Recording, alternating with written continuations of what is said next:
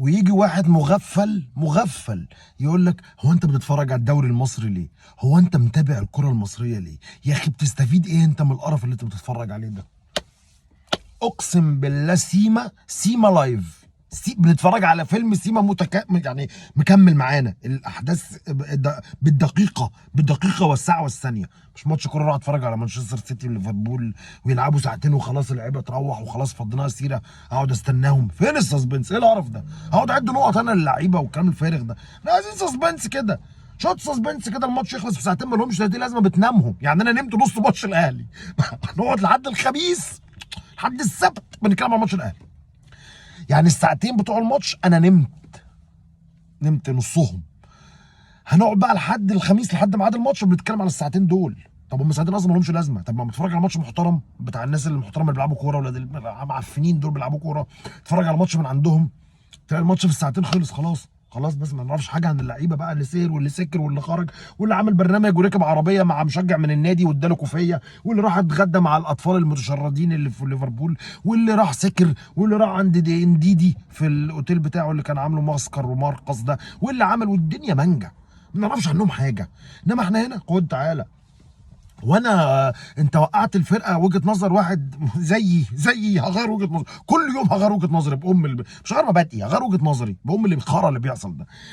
انت بقى قلت ان مش عاجبك قرار محمد رمضان بترحيل شيكابالا كهربا متكلفت مرفوض بالملايه كانه مسكوه مع الروم سيرفيس في العربيه اللي هي بتاعت الاكل دي جوه العربيه، مسكوهم الاثنين جوه العربيه. ده الحل الوحيد عشان مليون دولار والترحيل.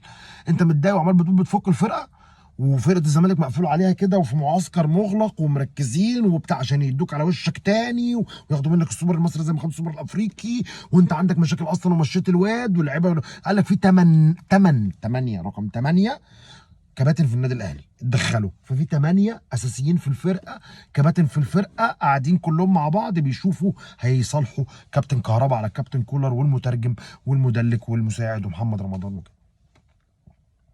لا ازاي الزمالك يرضى؟ ها انتوا هبل؟ هو انتوا متخيلين ان انا هسيب الدنيا كده تمشي؟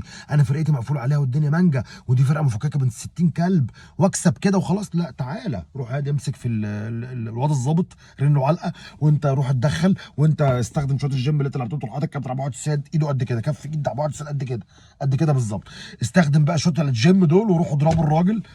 فطلع قرار من شويه بإحالة أوراقهم إلى المحاكم أو المفتي. هيتحالوا المحكمة بعد ما حضروا في النيابة النهاردة. ربنا يفك كربهم ويخرجهم بالسلامة ويبطلوا محن ويبطلوا حسن الضيافة ويبطلوا المرقعة الفارغة دي ويرجعوا بالسلامة إن شاء الله. ولكن تم تحويلهم من النيابة للمحكمة علشان إن شاء الله بإذن الله يومين 3 كده يتحكم عليهم. إن ما كانش النهاردة ما كانش بكرة عشان الدنيا عندهم سريعة. أنا حصل معايا موقف قبل كده في الإمارات، فأنا عارف قد إيه الدنيا سريعة هناك. يعني ممكن تتقبض عليك النهاردة تروح النيابة بكرة يتحكم عليك بعد بكرة خلاص. شوف بقى الحكم يبقى عامل إزاي. والحكم هيبقى ايه كتير قوي يعني ترحيل وعدم دخول الامارات 3 ايام وحاجات كده. يعني مش هيفشخوهم بعد ما خدوا منهم 600,000 ريال كفاله عشان يخرجوهم ليله. 600,000 ريال يا زملكاويه، 600 في 13 يعني ب 10 مليون جنيه. 10 مليون جنيه دفعوا كده على كبوته، تطلع على كبوته علشان يباتوا في الفندق عشان الكابتن مصطفى شلبي يمسك الموبايل ويكتب هي كده اصول الضيافه. فالدنيا تولع في القرار بتاع المحكمه لسه نازل من شويه، فالدنيا تولع فمش عارفين هيحصل ايه. وهنروح لنقطه تانية. هو الكابتن حسين لبيب اللي انا قلت امبارح كان المفروض سبحان الله كلامي برضه يعني موثوق فيه يقف جنب لعيبته ويخرجهم ومش عارف ايه، دي حاجه منطقيه جدا. انا لو خارج على شركه واتقبض عليها في الامارات منطقي جدا ان صاحب الشركه يجي، وحصل والراجل محترم جدا باشمهندس توفيق الرشيدي. يا رب يكون حد عارفه ويكتب لي كومنت. راجل في منتهى الاخلاق والادب والاحترام، وخد محامي من مصر ومحامي تاني وراحوا على الامارات وحاولوا يحلوا الموضوع وقفوا جنب، بغض النظر مين اللي غلطان، وقفوا جنب الناس. وبعد كده اللي غلط اتروق، واحنا كنا في شركه قد كده مش في نادي الزمالك. فالكابتن حسين لبيب امبارح انا هنسحب والعيال بقى نبقى نشوف هنجيبهم ازاي ومش عارف ايه لو عمل كده. وانا قلت يعني حتى لو انت قرار الانسحاب ده زارت وانا لسه عارف ان هو زارت، انا قلت كده بالظبط قرار الانسحاب ده زارت. افشخ العيال دي، ما تخليهمش سوبر ستارز، ما تخلوش يطلع يحط ستوري، ما تحسنوش ان هو احنا في مارفل. افشخهم علقهم عشان حقهم، عشان هم عملوا حاجه في منتهى الغلط. وابو وعد السيد إيه؟ التاني رحل عشان مسكوه في البتاع. بغض النظر مش هنقارن، بس تخيل عزيزي الزملكاوي لو كان الكابتن حسين لبيب امبارح بدل ما يقول انا هنسحب في نفس الوقت اللي طلع فيه التهديد بالانسحاب الفارغ اللي ملوش 30 لازمه، تخيل لو كان طلع بيان اعتذار من النادي الزمالك لكل شعب الامارات واداره الامارات، وكتب شويه اسامي الظباط دول، كتبهم بالاسم واسم الخاله والعناوين وبتاع، خدهم من المحضر يعني مش قصه، وكتب اعتذار رسمي من نادي الزمالك، وطلعت السفاره المصريه سبورتت الاعتذار ده والناس اتدخلت ومش عارف ايه، اكيد الموضوع كان اتحل. اكيد الموضوع كان هيتحل، وحتى لو ما كانش هيتحل يبقى انت عملت المفروض تعمله. احنا بس واخدين على قله القيمه وقله الادب واخدين على التلطيش، انما الناس مش واخده على التلطيش. فلو كنت طلعت بيان رسمي فالدنيا هديت شويه، والامارات بلد عربي وبيحبونا وبنحبهم، والدنيا مانجا في راس الحكمه، يعني الدنيا برضو شغاله جزيره الورق، والدنيا يعني ايه متروقه كده ما بيننا وما بينهم، والناس بتحبنا وبتعاملنا كويس، فكانوا هيرضوا والدنيا هتمشي وهتيجي من فوق وخلاص، وايه وهننزل لهم شويه وما يلعبوش وبتاع، هنقعدهم شويه كده معززين مكرمين، بس اي خرا كان هيحصل وخلاص. والناس دي تجيبها تقلعها برضو تمسح بيها كرامتها، ما تقعدش تقعدوا اصل شتمنا وابو واحد سيد يطلع شتم مصر وقال هذا الثعلوق، هتقعدوا تافوروا علشان تطلعوا الناس غلطانه، ما حدش غلطان غيركم يا اشكال ما تربوش. فتخيل بقى بعد كل ده لو كان حسين لبيب عمل كده، هو عمل ايه؟ هو هدد بالانسحاب، طلع الناس كلها هيروز، طلعهم كلهم هيروز. انا ما عجبني، شفت فيديو النهارده لاحمد سانتياجو، اكيد انتوا زملكاويه، في زملكاويه كتير يعرفوه، في اهلاويه كمان يعرفوه، انا الراجل بحبه جدا، جميل جدا، بغض النظر عن عصبيته للزمالك، زي ما انا بحب وسام سالم بغض النظر عن عصبيته الاهلي، انا بموت فيه ده وبموت في ده وما عنديش اي مشكله معاهم الاثنين، هم متعصبين بشده او بيشجعوا فرقتهم بطريقه غير اللي انا بشجع بيها، بس ده تمام، ده لا يفسد الود اي قضيه، انا بحبهم جدا.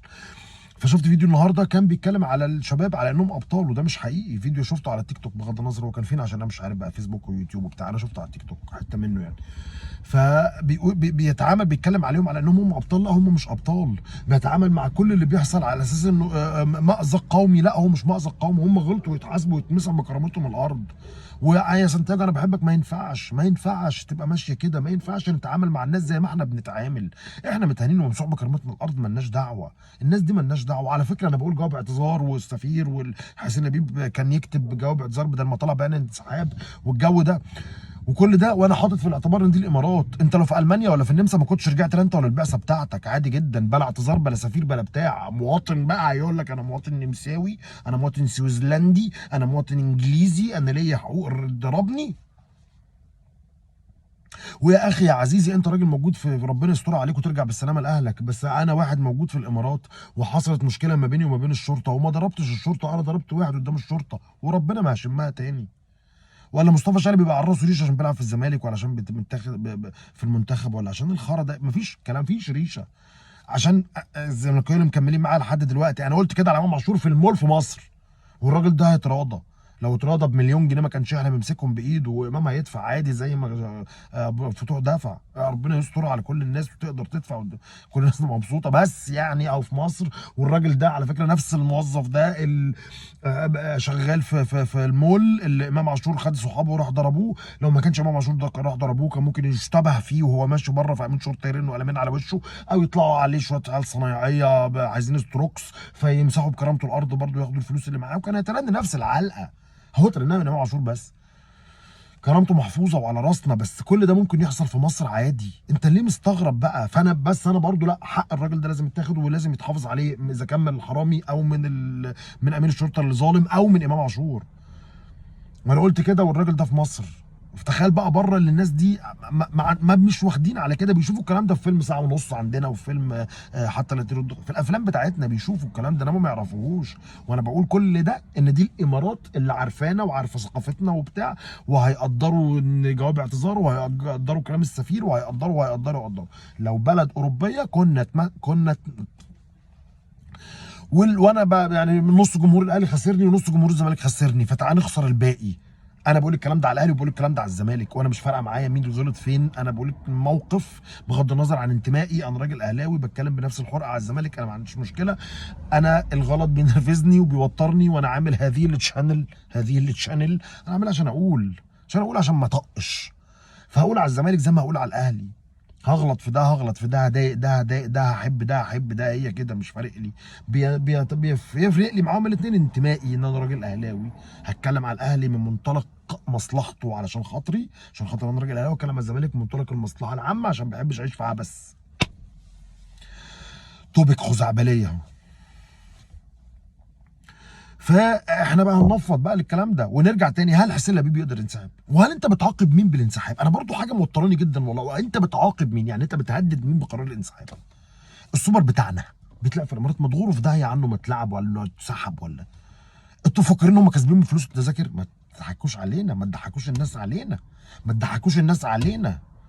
مش كسبانين حاجه، ولو كسبانين خدهم في اطياسك وامشي. انت كسبان لنا مليون جنيه مصري اللي هم 300,000 ريال باين حاجه كده يعني. يجيبوا عربيه، ما يجيبوا مليون ريال يجيب جي ال سي واحده صغيره لعيل يروح بقى المدرسه.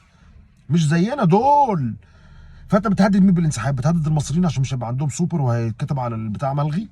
ولا بتهدد اتحاد الكوره والرابطه ان هم مش هيعرفوا يجيبوا بيراميدز؟ ولا عيب ولا يجيبوا بيراميدز ولا يعملوا ماتش ودي ما بين سيراميكا وبيراميدز مع بعض ضد الاهلي؟ ولا بتقرر بتبويظ الموضوع كله؟ طب انت بتهدد الاماراتيين مش فارقه معاهم، بتهدد المصريين مضرورين ومضروبين بالجزم، مش هيبقى في ديك سوبر عايزين نتفرج على الماتش عشان ننسى شويه اللي بيحصل في جبالي، عشان ننسى شويه فقرات الاعدام اللي شغاله حسبي الله ونعم الوكيل. ربنا يستر عليهم ويقويهم، وتفضل انتصاراتهم شغاله، وتفضل يوقعوا وراهم، يوقعوا من وراهم واحد ورا واحد لحد ما يخلصوا عليهم. هم اصلا ما يجوش ربعكم، ده الواحد منكم بمليون منهم، شويه معرصين كلهم. فانا هم عكننتوا علينا اكتر ما احنا متعكنين، فمش هينفع حتى نشوف السوبر. لا مفيش سوبر عشان خاطر الكابتن حسين لبيب بيهدد دوله الامارات الشقيقه، او بيهدد مصر، او بيهدد جمهور نادي الزمالك. وشويه المطبلاتيه طالعين يطبلوا له. انتوا هطل يا جدعان، مش عيب؟ مش قلنا كان بيعمل كده السياده المستشار؟ ما ينفعش ده يعمل كده؟ واكبر قلعه واكبر نيل، اكبر قلعه ينفع اكبر قلعه تعمل كده؟ طب انا عيني في عينك كده عزيزي، انا مش هقول مبادئ ومش هقول حاجه، واللي بيعملوا الاهلي ملوش علاقه بالمبادئ، اللي بيعملوا الاهلي قوانين واسس، دي اسمها قوانين واسس بتمشي على اي حد، مفيش حاجه اسمها مبادئ، احنا ما بنوزعش ورث. انما القوانين والاسس اللي عند الاهلي بلاش مبادئ عشان بتزعلك، مش عندك اهي، مش عندك. ده انت لك فالت. وحسين لبيب يلحق يطلع بيان قبل ما احمد سليمان يطلع، واحمد سالم يلحق يقول حسين لبيب قبل ما احمد سليمان يقول، واحمد سليمان يقول قبل ما احمد سالم يقول، وعمرو الدرديري يزقف، وعلاء عزت يزغرط، وشويه الاشكال اللي مجرينها ورانا في الاعلام ومجرينها ورانا في كل حته دول. بلاش مبادئ. هل قواعد الاسس دي منطقيه عزيزي الزملكاوي اللي نفسك ناديك يبقى كويس وقلبك محروق عليه، لو يعني عندك شويه دم واحساس؟ مش لازم الاسس والقوانين دي تكون موجوده؟ مش لازم رئيس النادي ما يطلعش يهبل كده؟ الدنيا مقلوبه في الاهلي ومحمود الخطيب في المانيا، او في دبي، او في ميفيدا، مش يعني في اي حته من الثلاثه. وتولع محمد رمضان يخلصها هو وعادل القيعي وسيد عبد الحفيظ وعند ابراهيم فايق واحمد شوبير في قناه النادي الاهلي. هيدي النهارده يا جدي، هدي يا جدي النهارده، انا ممكن اتفرج عليه مخصوص. والدنيا تبقى مانجا وهتخلص الموضوع من غير ما الكابتن محمود الخطيب الهلال عليه تروح تولعه بجاز وسخ. عندي مدير رياضي، ده مش مدير كوره ياخد القرارات اللي هو عايزها، وعندي محمد المندوه هناك ولا مش فاكر اسمه ايه، رئيس البعثه، يعمل اللي هم عايزينه. طب هم عملوا اللي هم عايزينه؟ لا، كان في مكالمات حب طول الليل في التليفون، بس تحصل في التليفون وخلاص. انما انت لازم تكون كلمتك عزيزه كده. عندك مذيع في التلفزيون المصري وفي نفس الوقت متحدث رسمي باسم نادي الزمالك، عنده نص اللي هو البرنامج بتاعه نص ساعه تقريبا، عنده ربع ساعه منهم بيتكلم عن نادي الزمالك بس، من منطلق ان المتحدث الرسمي باسم نادي الزمالك، مش من منطلق انه مذيع مصري. هو عادي يعني، ما احنا عندنا شوبير وعندنا غيره. فمش فارقه، بس يعني كل ده وتبقى كلمتك عزيزه بقى شويه. طلع خالد الغندور يهبهب واسامه حسن يزغرط والحاجات دي، وانت كده هتبقى عزيز، تبقى رجل دوله رئيس سياده المستشار. طلع بقى من نادي الزمالك باعتذار رسمي من اداره النادي الزمالك وجماهيره، لكل واحد في الامارات حصل اتضايق واتاذى بالموقف ده. طلع اعتذار بيان رسمي باسم الناس، باسامي الناس، تقول انت هتقف جنب اللعيبه بتاعتك وهتخرجهم من الازمه وتدفع لهم الفلوس اللي عليهم، وهتقلعهم ملط في المطار في الحجر الصحي، ملط هتدخلهم مصر بالملايات الثلاثه. قول هعمل كده، انا واقف جنب لعيبتي وهسبورتها، بس عقوبات لما نرجع، بس عقوبات. يتحملوا الفلوس ويتحملوا رمز النادي اللي يعني قدم اعتذار لشويه ظباط او شويه مواطنين اماراتيين على راسنا يعني، باحترامهم لنفسهم وادبهم يعني عدم فعلهم جرم اتجاه اللي حصل لهم. انما تقول لا انا يا عم مين متضر ان انت هتنسحب؟ وانت لما انت هتنسحب هيسيبوهم يخرجوا يا جماعه السوبر مش هيتلعب، يا لهوي يا لهوي، السوبر مش هيتلعب. ما ينفعش الكلب اللي طلع الاهرامات يبقى انضف منكم كنت قرف شويه جرابيع. والله كنت عايزك تبقى اقول اصلا في اول فيديو بلس 18 وبلس كذا عشان اشتم براحتي، عشان المره اللي فاتت الناس زعلت مع اني قعدت اقطع على قد ما اقدر في الشتيمه. معلش حاجه تانية مؤرقاني برضو وهتكلم معاكم فيها اعزائي، انتوا اعزائي يعني مش غرب. هو مين اللي كان بيترجم للكابتن كولر الكلام اللي بيقوله كهربا؟ ولا كهربا كان بيتكلم بالسويسري؟ انا يعني الموضوع ده برضو ايه؟ يعني هل قال له انت معرس؟ هيترجمها له؟ هل قال له انت ابن 60 وسخه؟ هتترجم ازاي؟ يعني الحاجات دي هتترجم ازاي ده؟ هل قال له امك؟ ترجم ازاي؟ ماذا فكر؟ غلط. ترجم ازاي؟ طب هيترجمها بأي طريقه؟ طب هيترجمها انه بيزعق وبيبرطم وبيقول حسبي الله ونعم الوكيل، ولا هيترجمها انه بيشتمك؟ ولا هي كانت باينه؟ اكيد الموضوع ده له حل، هو اكيد هو تم دراسته مليار المرات، ولكن واكيد في طبعا مهنيه من المترجم. انا بس بتساءل، يعني متخيل الموضوع كابتن حسام حسن يعمل ازمه مع اي لاعب بما انه اكتر مدير فني كان بيعمل ازمات، كابتن ميدو يعمل ازمه مع اي لاعب، منطقي هيبرطموا مع بعض بالمصري هيسبوا الملل لبعض، هيفرشوا لبعض الملايات.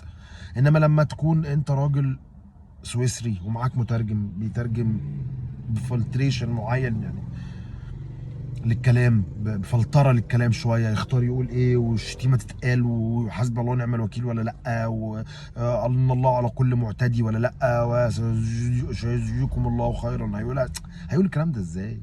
انا بس بسال عشان ما تفكروش حاجه، عشان خالد الجوادي اللي مشي والحاجات دي يعني. والله ابدا، والله بسال وخلاص، هو سؤال جه في دماغي يعني بما اني خلصت الموضوع بتاع الزمالك. معلش العربيه بتاعت امازون جت وتقريبا انا طالب حاجه فعشان كده انا متوتر. لا طبعا انا مش طالب حاجه من امازون، انا بفكركم بالمقاطعه قطعوا لاخواتكم، قطعوا وخليكم من جواكم رجاله، خليكم من جواكم رجاله. والله العظيم ثلاثه انا بقى غصب عني كده بيسقط من نظري كل واحد ماسك ستاربكس، بيسقط من نظري كده. انا كنت رايح ميتنج اول امبارح مع ناس مهمه عندنا في المخروبه، وكان هذا الشخص المهم الجميل اللي كان معانا كان ماسك كوبايه ستاربكس، انا ابتديت اكلمه اول 10 دقائق وانا اللي هو ايه ده. عارفين محمد هنيدي في اخر حته فيلم عندليب الدقي لما كسر البتاع كده، لما شاف الراجل الصهيوني اللي هو كان صهيوني فشخ ده، انا كنت ببقى عندي احساس ده اللي هو ايه، مش عايز اشوف شويه كده لحد ما بفتكر انه بني ادم وبيخلصها ويرميها، فبفتكر انه بني ادم فبعرف اتكلم معاه يعني. ف ادعوا لاخواتكم وبيبادوا كل يوم، ما تخلوش على حاجه تنسيكوا، احنا ملهويين في الحياه وبندور على اللي يلهينا بس علشان نتلهي، عشان نتلهي ونعرف نعيش ونعرف نتنفس ونعرف ناكل ونشرب ونعرف نحب ولادنا ونعرف نحب عيشتنا. ما تزعلش، اللي بينام كتير ما يزعلش، واللي بيفكر كتير ما يزعلش، واللي بينام قليل ما يزعلش، واللي بياخد سبريكس ما يزعلش، واللي بياخد اباتريل يزعل ويتقهر ويديك امه يعني. آه طيب انا كنت بقول حاجه قبل ما ادخل في الموضوع ده بتاع المترجم، على كابتن سيد عبد الحفيظ. لا ما كنتش بقول لك كابتن سيد عبد الحفيظ، بقول على الكابتن حسين لبيب.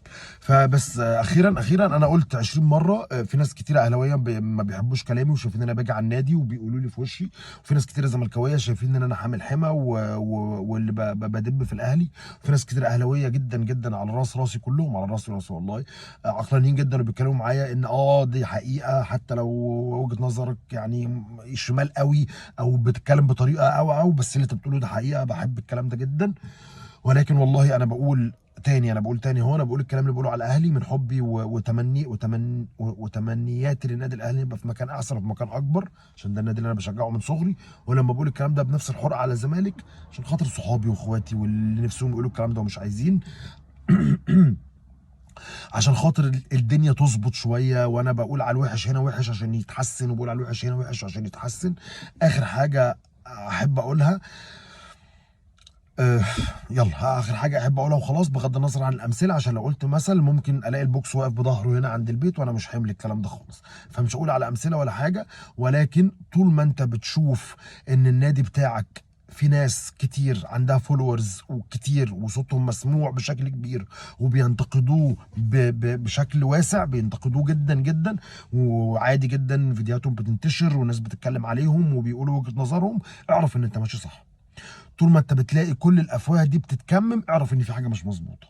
عزيزي الاهلاوي المتعصب او الزملكاوي المتعصب، لما تلاقي الفيديو اللي انت بتشكر فيه الاداره والنادي والبتاع جايب مليون فيو، والفيديو اللي انت بتتكلم بحرقه على حاجه وحشه حصلت جايب 500 فيو بس، ما تتوقعش ان ده عادي. ده مش عادي وده مش عدل. في لجان اشتغلت، ومش معنى كلمة لجان ان هم بياخدوا فلوس. في لجان بيعملوها من منطلق انتمائهم، في لجان بيعملوا كده، وفي لجان مخصوص عشان تعمل كده، اذا كان عند الاهلي ولا كان عند الزمالك، او اذا كان عند افراد معينه، او اذا كان في السينما او في الاغاني او في التلفزيون، او في اي حد بيقول راي مخالف عن راي الاغلبيه او عن راي الراجل اللي مش عاجبه القرار. في لجان بتدار ضده علشان ما يوصلش صوته، ما يوصلش، زي ما لجان بتدار ضدنا كلنا لما بنقول اي حاجه ليها علاقه باخواتنا واللي بيحصل في اخواتنا. في لجان عالميه، وفي لجان مصريه، وفي لجان تابعه لتامر حسني، وفي لجان تابعه لاحمد شوبير، وفي لجان تابعه للاهلي، وفي لجان تابعه للزمالك. ممكن يكونوا ما بياخدوش فلوس، بياخدوا امتيازات، ممكن يكونوا ما بياخدوش فلوس، ما بياخدوش امتيازات، وبيعملوا الكلام ده من دافع الانتماء ومن دافع الحب. ولكن اي حد تلاقي اي مؤسسه، اي جهه كبيره، اي شخص، اي عمل، بما ان مفيش تجريح ومفيش شتيمه ومفيش قله ادب ومفيش اهانه، حتى لو في الفاظ نفسها بتتقال زله لسان، كامل اعتذارنا لكل الناس. ولكن لما تلاقي هذا الشخص او هذه المؤسسه او هذا النظام في ناس ضده اسمهم معارضه، بينتقدوا الحاجات الوحشه وبيسترسوا على الحاجات الوحشه، وفي ملايين، ودول عاده بيبقوا عددهم قليل وبيرضوا ان هم عددهم قليل وبيرضوا بال 2000 سبسكرايبر 100 100، في ظل الناس التانية اللي بتتكلم بشكل يرضي الجميع بيبقى عندهم ملايين السبسكرايبرز وبيبقى عندهم ملايين الفولورز. ومش بقصد هنا سبسكرايبرز وفولورز اللي هو اللي على السوشيال ميديا، ده حتى في الحياه. بس طول ما تلاقي ان في ناس بتسترس على الحاجات الصغيره، اعرف ان الدنيا ماشيه كويس. اصل مفيش حد ملاك ومفيش حد شيطان، كل الناس بتغلط، وكل المؤسسات الكبيره فيها حاجات غلط. معلش تليفون بس نرجع تاني. كل الناس بتغلط، وكل المؤسسات الكبيره فيها بتعمل حاجات غلط، وكل الناس تستاهل التحسن والتطوير فيها وفي شخصياتها. فمش هيحصل الكلام ده غير لما تلاقي ناس بتتكلم على الوحش، وغير لما تلاقي مش نظره سوداويه ولا حاجه، بس تلاقيني كل مره بسترس يقول لك انت عايز تعرف تعرف. هو خالف بس مش تعرف، مش عشان تعرف. لو عايز اعرف مش هخالف، هروح معاكم وخلاص واقول الاهلي محمد رمضان الخطيب، هرقص بلدي. بس انا بخالف، مش الهدف انه تعرف، عشان هيبقى هدف غير مرجو، هدف مرجو وغير معقول، مش هعرف احققه لو انا عايز اعرف في نفس الوقت خالف. صح.